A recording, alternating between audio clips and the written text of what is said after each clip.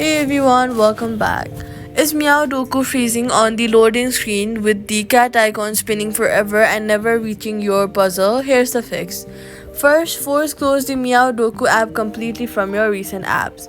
Then, reopen it and give it about 30 seconds to load fully, since a recent update can occasionally slow the first load afterward. If it's still frozen, go to your settings app and then toggle the airplane mode on. Wait for about 15 seconds, then turn it back off. This resets your network connection from scratch, which can help even though Meowdoku is largely an offline game, since it still checks in briefly on launch for things like daily puzzle and leaderboard data.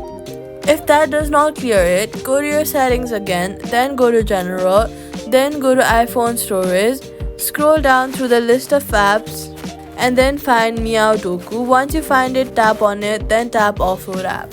After offloading it, go to the app, then reinstall it fresh from there. This clears any corrupted cache, stopping the loading screen from finishing.